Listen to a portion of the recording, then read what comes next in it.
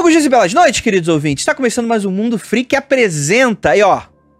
Hoje vamos falar do terror do YouTube. Eu sou o Andrei Fernandes. Acho que eu me apresentei aqui. Eu tô depois de 15 vídeos gravados de uma vez só no mesmo dia, tá complicado aqui.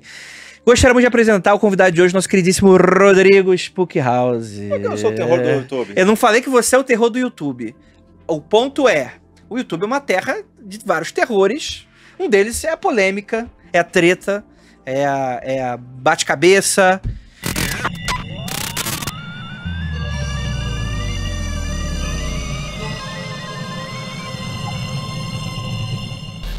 E, assim, eu tava pensando muito em falar com você, porque, assim, né, você é um cara que você é muito polêmico, não pelo que você é, talvez, mas pelo que você acaba falando, né, e como as pessoas reagem a isso de certa maneira, porque, bem ou mal, você é um cara que passa muita confiança, que você fala, ó, acredito nisso, não acredito nisso, acho que isso nem existe e tal, ok, até aí tudo bem.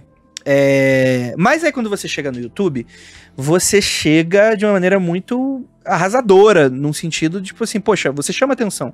Eu acho que, inclusive, nossa primeira entrevista que você gravou lá no Mundo Freak Confidencial, eu falei pra você qual foi a minha sensação quando eu vi o seu conteúdo pela primeira vez. Eu falei, poxa, eu acho que é a primeira vez que eu vejo alguém falar sobre o mundo espiritual dessa maneira. Do tipo, que eu acho que eu lembro até que é uma prática que você até parou de fazer ultimamente, que foi do react dos vídeos, né? Que você falava, ó, tem um fantasma aqui, tem um fantasma ali, nananana. E aí eu falei, puxa, ninguém nunca apresentou isso dessa maneira. Se essa habilidade existe, é uma habilidade incrível. Adoraria entrevistar esse cara, etc e tal. A gente marcou um papo, etc e tal, nesse sentido e tal. E aparentemente eu achei incrível, porque eu quero conhecer, quero descobrir. E algumas pessoas falaram, não, essa porra aí não existe. Isso aí é loucura na cabeça desse cara. Esse cara tá enganando alguém e tal. Cara, como é que é pra você tá muitas vezes nesse centro de furacão com as pessoas te acusando disso, te acusando daquilo, etc? Hoje eu tô mais calmo, mas quando eu fui pro Flow e gerou uma polêmica, o Monark e o Igor me entrevistaram, né? E eu fiz uma análise em tempo real do Monark, o Monark ficou encantado naquela época, falou, mano, que louco esse negócio. E comecei a ir em vários podcasts, então algumas coisas acontecem, mas eu deixo sempre nos bastidores. Então no Master Podcast, que teve o Vinheteiro e o Guru do Himalaia, o Guru, ele se assustou, por quê? Porque eu descrevi a tia dele que faleceu. E aí eu falo, ó, não vou falar nas câmeras, desliga as câmeras e eu te explico o que tá atrás de você. E aí eu contei pro Guru que a tia dele tava lá e tudo mais, e ele, ninguém sabia que a tia tinha morrido. E aí eu abro isso daí pra ele. Aí outros começaram a me chamar e me desafiaram. O Rato Borrachudo me desafiou em tempo real. Ele saiu de casa com a câmera ligada, filmando em tempo real, transmitindo. Chegou em casa, me pegou e o silêncio no carro, tipo, ok, ninguém fala nada, tal. Quando eu entro na casa do Rato, eu falo, Rato, o que tem na tua casa eu já sei. Pô, Spook, porra é essa? Como assim? E foi muito legal, aquilo deixou ele eu buguei o Rato Borrachudo, porque teve participação especial da mãe dele no telefone, que a mãe ligou desesperada, e ela tava vendo a minha participação lá, ela ligou. Teve um parente do Rato que morreu, e aí eu descrevo o parente e tal, a mãe entra na ligação, e tudo em tempo real. Teve o Gaulês na casa que eu fui, eu falei, posso falar o que eu quiser, Gaulês? O Gaulês, pode. Liga a câmera e vamos. E aí eu falo da tentativa de suicídio da esposa dele, e ela fala, como é que você sabe disso, cara?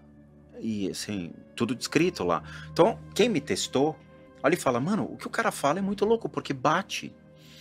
O próprio Damiani na casa dele, ou mesmo na casa de pessoas que não são tão populares, a gente ia, né? Eu parei de ir porque quase fui assaltado numa casa. Caramba, rapaz, que furada, hein, Rodrigo, também. Eu vou lá ajudar a pessoa a sair sequestrado, né? Mas quase foi assaltado e tal. Mas essas comprovações, eu falo para as pessoas, cara, paga o serviço. Eu analiso tua casa. É um serviço que eu faço, entendeu? Boa. Ou mesmo de tratamento. Hoje saiu o depoimento de uma pessoa que foi tratada por câncer comigo. Uhum. Então é de emocionar, você chora além do depoimento, sim, cara, porque é lindo. A pessoa recebe o tratamento, sim, e começou a dar sinais de recuperação sem saber que vai ser tratado, cara. Porque ninguém sabe o dia do tratamento. Não existe placebo. Então a pessoa acorda. E aqueles que sonham comigo? A pessoa relata. Depende do contexto, né? Não. A pessoa tá sendo tratada no dia, e ela começa a sonhar comigo. Uhum. E ela recebe um e-mail 4 horas da manhã falando, você foi tratada da sua enfermidade tal. Ela acorda falando, eu sonhei com ele essa noite. E tá sendo tratada por mim. Então, assim, certos fenômenos comprovam, sim, o que eu falo. Por quê? Porque não é achismos. A minha fonte de pesquisa não é baseada no teu cu, entendeu? É tipo, eu trago literatura sobre isso. Em Ohio ele faleceu, um grande lama que fazia exatamente o que eu faço. Ele faleceu. Então eu fui ter contato com uma discípula dele que falou, cara, ele entrava na casa das pessoas e identificava os espíritos na casa das pessoas. Exatamente o que eu faço. Entende? Então assim, tem uma origem. Sim. Não é tipo baseado no que eu quero que seja. Tem um A mais B. Só que sim, tem que sair da sua religião. Tem que entrar no budismo para você se defrontar com isso. A pessoa fala, não quero sair da minha religião. Então você nunca vai se deparar com isso. Então os fundamentos existem. Quando eu trago isso, depois de 30 anos estudando religiões, as pessoas falam, o Rodrigo é isso, o Rodrigo é aquilo. Tá, me prova que eu sou. Aí teve um cara que veio assim, de uma maneira muito eufórica, querer provar e me dar, vamos dizer assim, uma contrapartida me imputando crime. Falei, beleza, cara, então vamos para juízo. Se a juíza olhar, o juiz olhar e falar, o Rodrigo é um criminoso, eu aceito a condenação. Caso contrário, você vai ser processado. E aconteceu isso. Eu levei ele para a justiça, o cara fez o escarcéu, chorou, nossa, parecia uma criança de 5 anos pedindo desculpa, a juíza condenou ele, e nada foi provado. Então fala para as pessoas, o jogo de gente grande não se resolve na internet. Se resolve numa delegacia de polícia ou mesmo no juizado. Teve uma pessoa que fez uma denúncia anônima contra a minha pessoa. Me ligou o delegado de polícia, falou, Rodrigo, você pode dar um pulo aqui? Eu queria conversar contigo. Tá bom. Era uma delegacia perto da minha casa, tal. Levei todos os meus documentos, todos os meus certificados. O delegado olhava e falava, caralho, você tem mais de 20 certificados em cima da minha mesa. Como é que você conseguiu fazer isso? Eu falei, tem 13 vindo mais. Aguarda.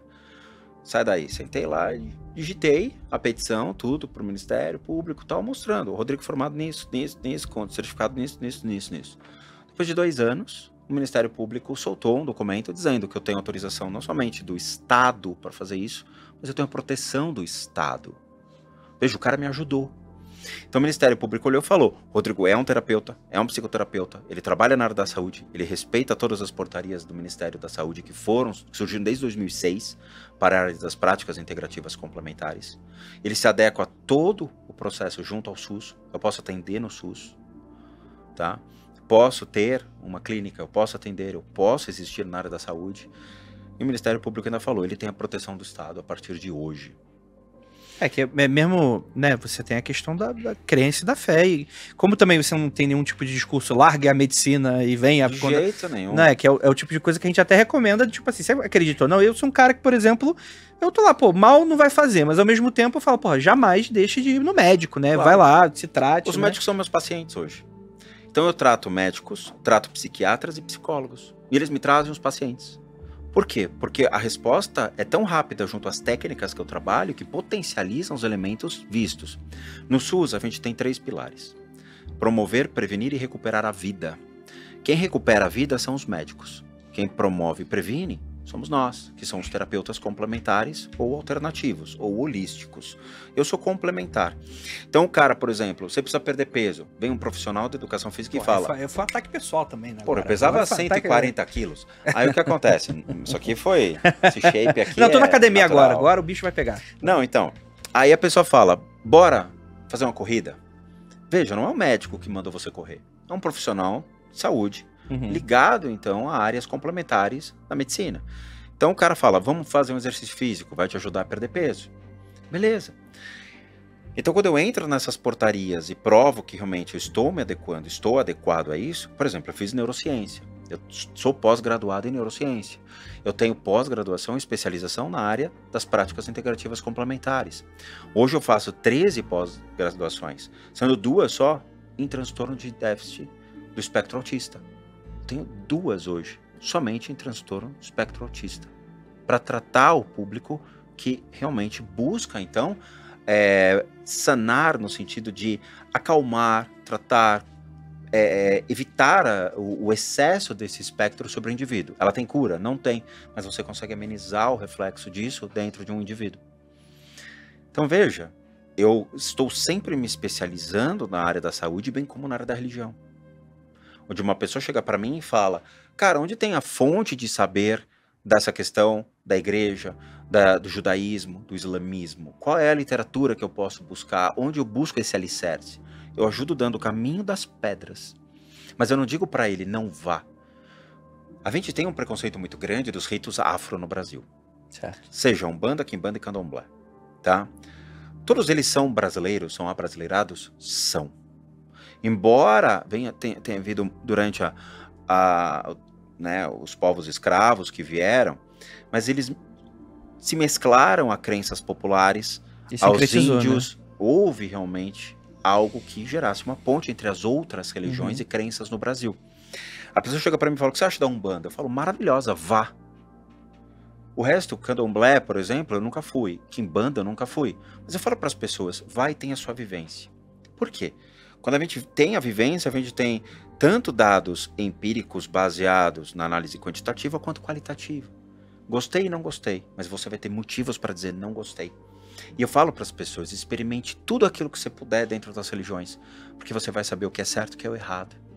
Eu saí do espiritismo, eu fiquei 10 anos no espiritismo. É muito tempo para dizer, não gostei. Trabalhei como médium de incorporação, atendi em periferia, Jardim São Luís, atendi na Avenida Hud, atendi em outros centros. Achei espetacular como aprendizado. Mas a Umbanda, ela não traz princípios únicos dentro do critério mito, eto e rito. Cada casa tem o seu sincretismo. Sim. Não tem o Vaticano da Umbanda, né? Você vê a linha egípcia, você fala, caralho, mas Isis morreu do que no Brasil pra estar ali, entendeu? Mas tá ali. Então, assim, é uma coisa que você questiona, fala, ok, eu respeito, mas não faz parte da minha estrutura de crença. Então eu vou atrás de religiões antigas que têm alicerce, budismo tibetano. Então eu trago esse viés para as pessoas que criticam religiões, então, eu sou cristão e detesto religiões afro, quero destruir tudo mais. Eu não parto desse princípio. Então eu questiono a pessoa ao ponto de deixar a pessoa puta comigo. Então eu amo ou odeio o Spook House. Então assim, você vai falar mal de uma religião? Você tem embasamento para isso? Não, baseado em achismo. Então eu não te dou o direito. Você esperava que tivesse esse tipo de furduns quando você começou, assim? Tipo, foi uma surpresa pra você? Eu não esperava nada. Quando o canal surge uma resposta a pessoas que iam em casas assombradas, ou lugares ditos assombrados, pra ficar correndo de um avental que ficava pendurado na parede, entendeu? Aí você fala, mano, você é um idiota em acreditar em um avental assombrado, né? Aí você vê o cara no meio do campo fugindo de um avental, você fala, não, cara. Então eu comecei a desmistificar esses casos. Só que eu fui muito errado, André, a culpa foi minha. Por quê? Porque eu ironizava, eu tenho um elemento sarcástico muito, muito feio de quinta série, quando eu vejo essas coisas, eu jogo pra cima e falo, então dane-se, então eu vou começar a zoar. E eu começo a ironizar o cara que tá fazendo conteúdo. Então eu vou no ad hominem e não só naquilo que ele tá trazendo, a culpa foi minha.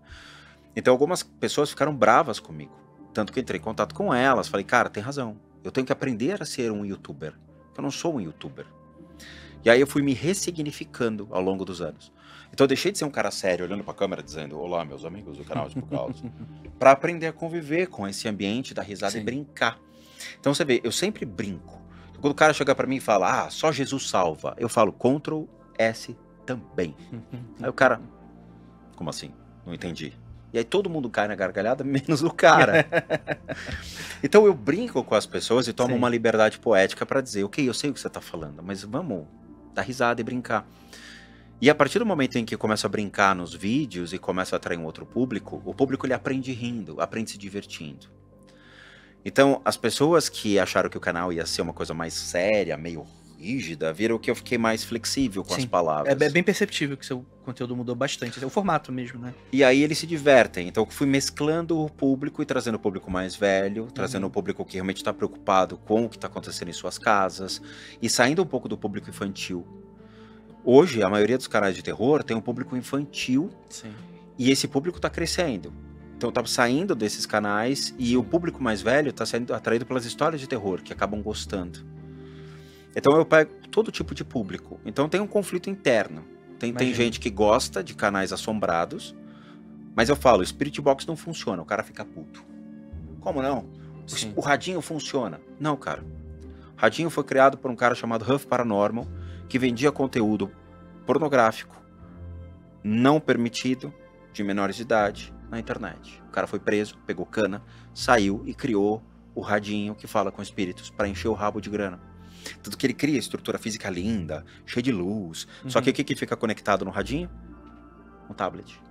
Onde as ondas de voz são gravadas. É um misturador de onda, né? É eco, reverb, junto. Então o junto é efeitos de eco com reverb numa fala, numa voz normal. E aí o americano mesmo entrou lá e mostrou como o cara fazia. Então o estúdio americano comprovou como era gravado. Ele pega a ASMR, olá, tudo bem? Essas coisas de ASMR, e ele coloca um reverb e eco, joga no tablet, mistura dentro do rádio, então você não vê, fica embaixo da mesa, e ele começa a só falar. Então o enredo, a história tá pronta. Entendeu? Só que a pessoa, pela fé dela, cara, ele acha que aquilo é real. Sim. Então você vê que é uma coisa muito feia de se ver. E aí eu comecei a contestar.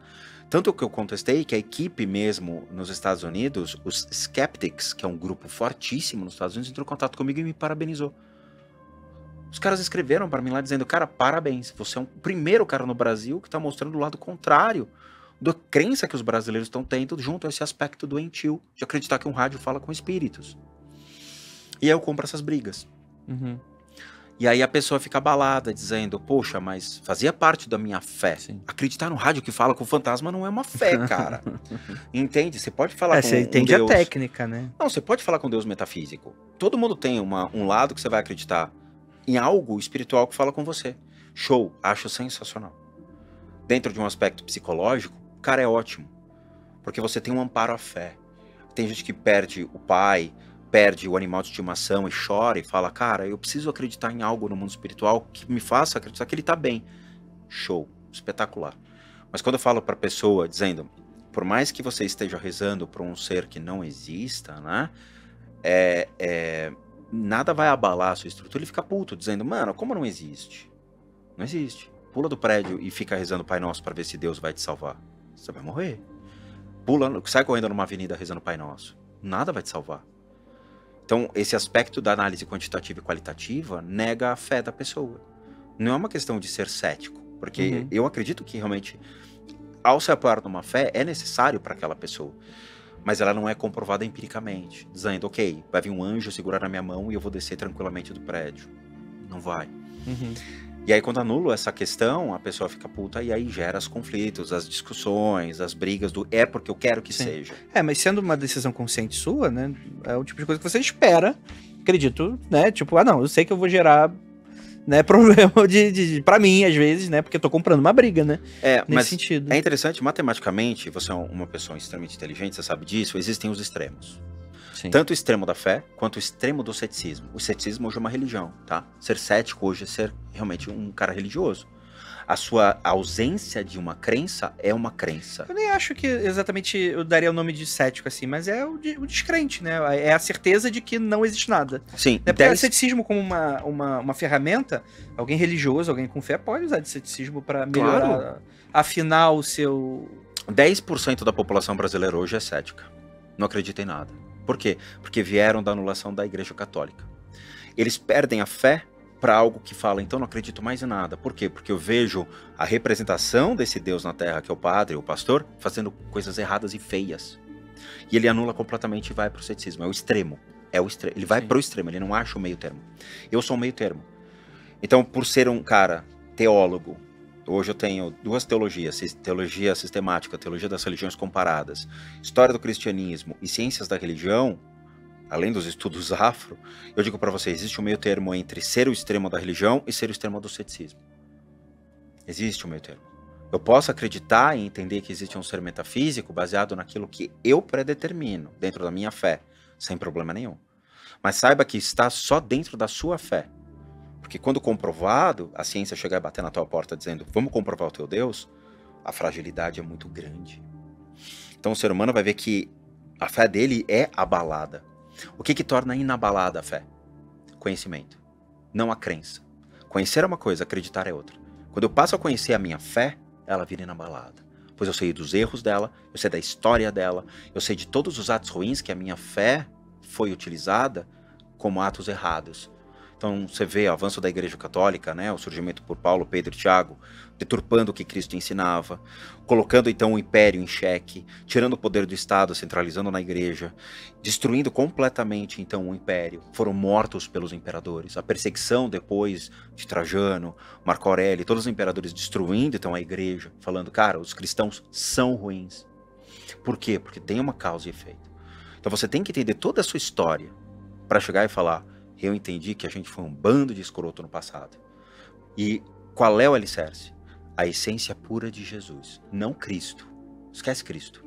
Mas o que Jesus realmente pregava. Cristo ele se torna com base no fundamento da Igreja Católica.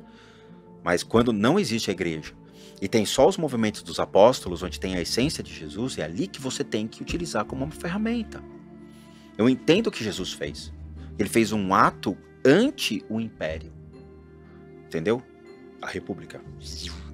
Então ele torna-se um ato contra o império. Ele defende o povo dele, pois ele é hebreu, não é cristão. Ele defende o povo dele e você reconhece os atos de Jesus. Você se espelha naqueles atos. Ali está a essência da sua crença. E não na merda que todo mundo fez depois.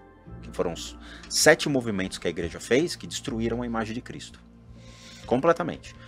Entende o ponto? Estou falando para a pessoa, você pode ser o que você quiser, mas baseia-se em um princípio e não em achismos.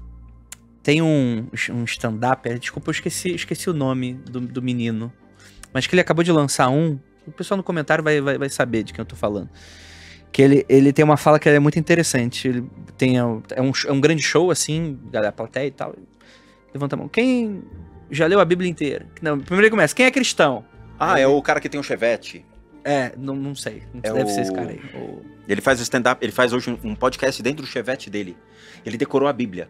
Ele canta todas as passagens bíblicas. Não sei se é esse cara. Mas ele faz a pergunta e levanta. Quem é cristão? A maioria levanta. Quem leu a Bíblia? Aí todo mundo abaixa a mão assim, 2 levantam. Aí vai perguntar, você é cristão? Não.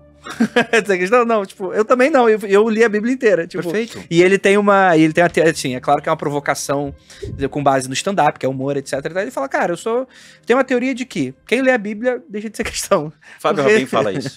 Fábio Rabin fala isso. O judeu, ele fala isso. Fábio Rabin me incomoda um pouco o fato de que tanta gente espelha a própria vida de uma maneira tão radical assim e não sabe a origem ou sequer leu a parada do que a parada tá se baseando, tipo, é a tua vida, saca? Tipo, veja, se você quer argumentar sobre algo, a gente tem que ter um fundamento. Eu aprendi isso também, André, no podcast. Teve, infelizmente, uma ação de um religioso contra a minha pessoa que veio questionar o saber. Tá. Veja, infelizmente advogar em causa própria, uma vez que essa pessoa é um religioso dentro do seu viés, eu sou só um estudante. Uhum. Nunca faria um proselitismo no púlpito, e eu detesto isso. Nunca defenderia a própria igreja, pois eu detesto isso.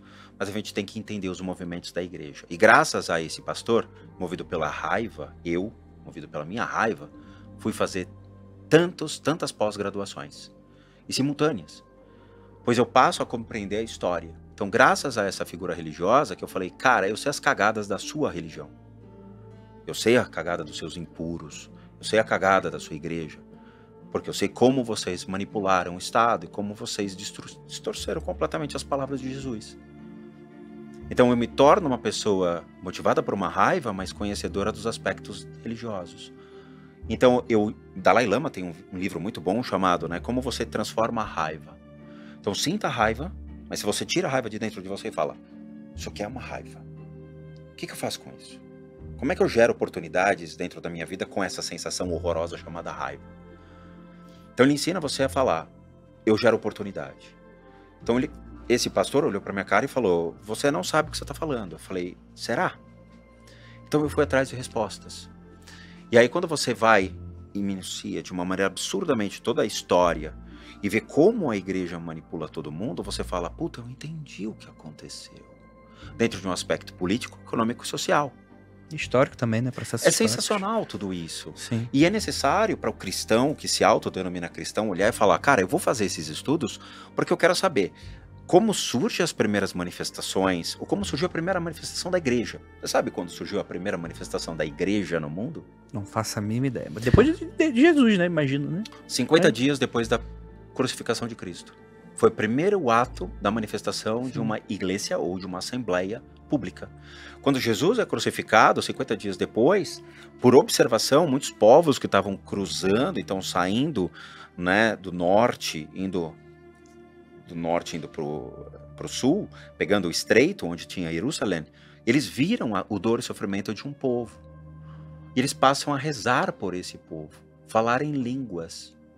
Foi a primeira manifestação real de falar em línguas pública, foi 50 dias depois da crucificação de Cristo. E acredita-se que naquele momento foi o surgimento da primeira assembleia religiosa. Então, parte do princípio que ali foi o surgimento da igreja. Lembrando que a igreja, né, significa assembleia de apóstolos romanos, tá?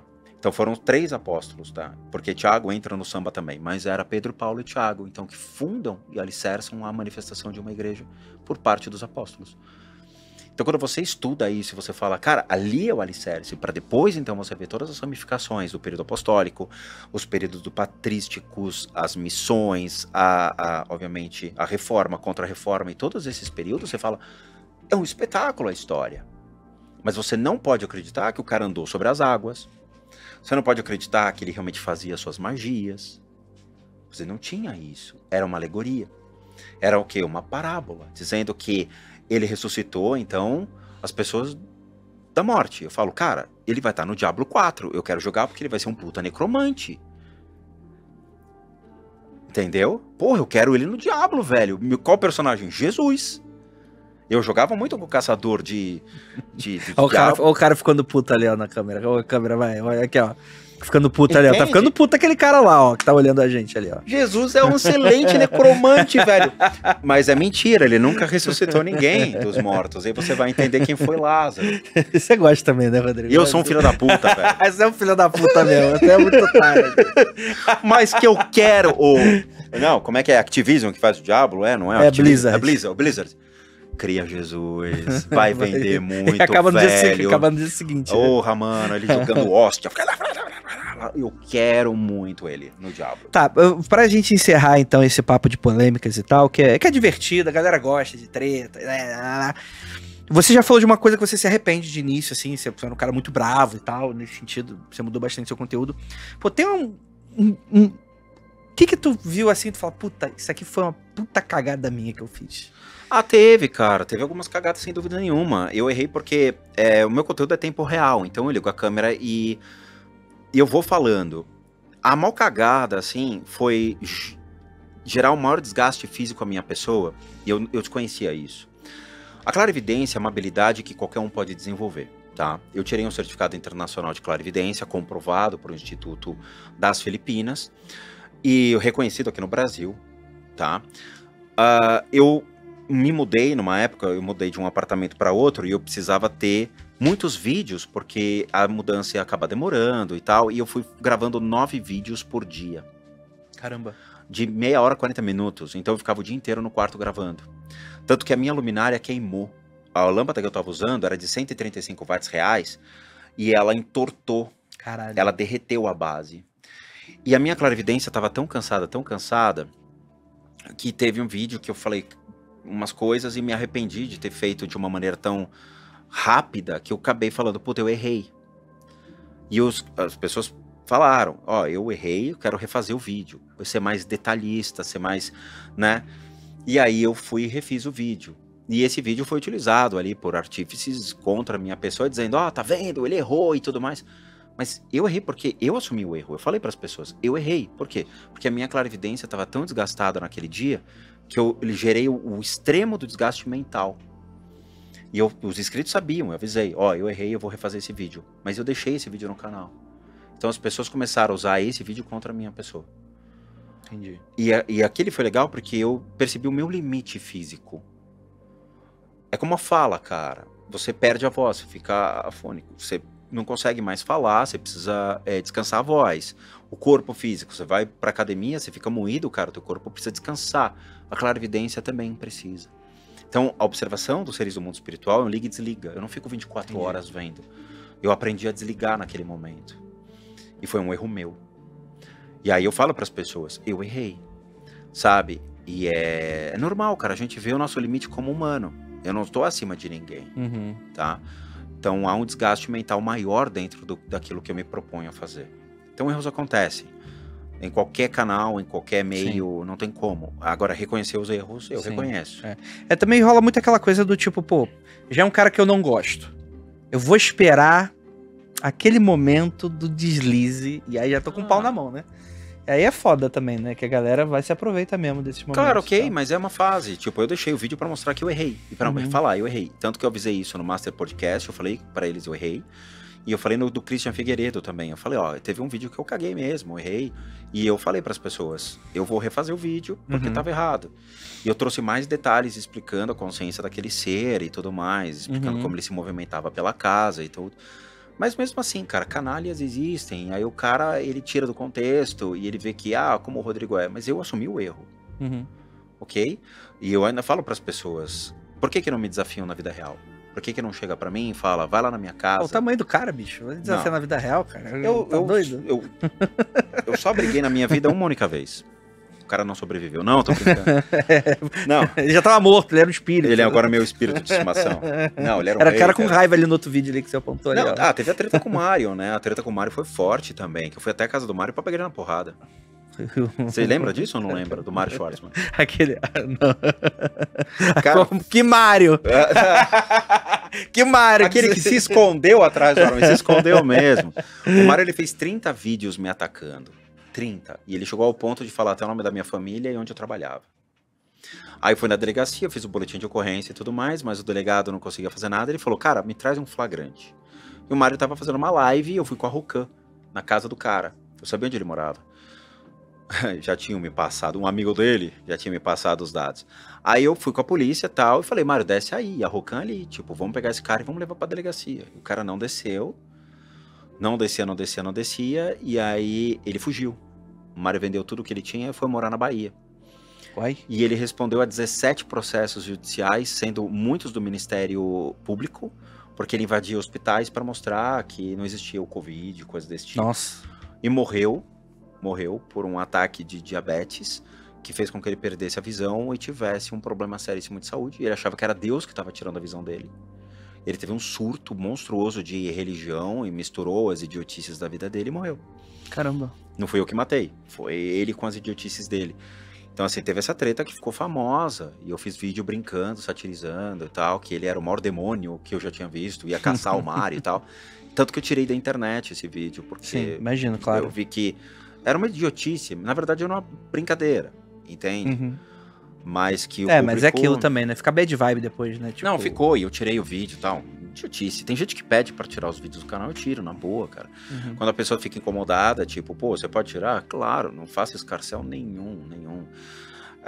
Mas é isso, eu trago esse lado da dualidade pro indivíduo, e muitas pessoas falam, cara, o Spook me tira da zona de conforto e me faz pensar, ou me faz ir atrás de religião. Então tem muita gente que me dá, tipo, parabéns, porque teve muita gente que se converteu ao budismo, teve muita gente que se alicerçou novamente em sua fé, indo pra Umbanda, indo pro espiritismo, que fala, eu passei a reconhecer os erros da religião, e ficou mais fácil ver o lado humano da fé, saindo do ser metafísico de que a fé é inabalada, por um ser dizendo, cara, que legal, eu reconheço os erros. Então eu trago esses dois apontamentos, dizendo, cara, tem a sua fé, mas saiba que tem problemas. Existe também a beleza em você, às vezes, até se manter, mas reconhecer também o erro do tipo, como um processo humano, como eu falei, histórico, né? Claro. Tipo, como, né, que aquilo, poxa, fica... Time de futebol, né? Mas é que as pessoas omitem isso, e a gente tem uma igreja que tenta ser perfeita num mundo de imperfeições, onde os crimes, eles acontecem. Teve agora um pseudo-pastor que falou, mas a igreja tem que omitir os crimes. Poxa, não é justo sair na mídia os crimes. Como não? Eu quero saber quais são os crimes do pastor que tá pregando no púlpito. Ou você esqueceu do pastor lá que matou a facadas a filha da Glória Pires, né? A Glória Pérez, que era... Sim, sim. O cara subia no púlpito pra falar, não matarás. Peraí, você não matou a mulher? Você vai falar não matarás? Sim. Então era a única passagem que ele podia falar, essa aí eu não posso falar hoje. Não posso falar, caralho. Sim. Entende? Então assim, o Guilherme de Pádua. Então assim, cara, tem que mostrar que existem certas falhas. E a igreja precisa mostrar esses erros para os seus fiéis. Então eu trago isso. Perfeito, Rodrigo. Muito obrigado pela sua participação. Sei que você é um cara que tá começando agora no YouTube. Você gosta, Rapaz, eu sou novo, né? Pô, tô dando essa oportunidade Cara, aí pra você divulgar seu conteúdo. Eu era gordo, emagreci, depois fiquei mais ou menos e tudo mais. As pessoas falam, esse é o tio Spook? Não. Rapaz, é isso aí. Rodrigo, muito obrigado pela sua participação. A pessoa já te conhece. Rodrigo, o teu canal, Spook Houses, Casas Assombradas. Você ficou meio assombrado com esse nickname depois que você não faz mais de Casa Assombrada? Então, esse nickname foi uma criação entre eu e uma produtora, a Ponto 25 Filmes. Eles vieram com uma proposta de ser mais internacional e eu me alicercei com uma proposta de nacional. Então eles trouxeram o Spook Houses e eu trouxe o Casas Assombradas. E aí ficou Spook Houses, Casas Assombradas. E ficou essa mescla. Então por isso que eu fiquei o tio Spook. Porque eu sou mais velho que o meu público. Meu público, como era de muito adolescente, eles falavam, pô, lá vem o tio Spook. Mas a minha casa, infelizmente, não é assombrada. Mas a de muita gente, eu tenho certeza que é. Não vai olhar pra minha casa, não. Não quero saber, não. Gente, muito obrigado por vocês ficarem até aqui. Gostaria muito de agradecer a presença do Rodrigo. Gostaria muito de agradecer a sua presença. Lembrando, gente, siga o nosso canal, curta, compartilhe, clique no sininho. Gostaria muito de agradecer essa parceria incrível aqui com R1. Estamos aqui no R1 Spaces, grupo R1, que tá sempre aqui com a gente. Vai estar pintando aí na tela no Instagram, que você pode mandar um DM. Quer gravar num local maneiro como esse? Dá um alô pra eles lá, que eu tenho certeza que você vai ser muito bem atendido. E aquilo, não olhe para trás.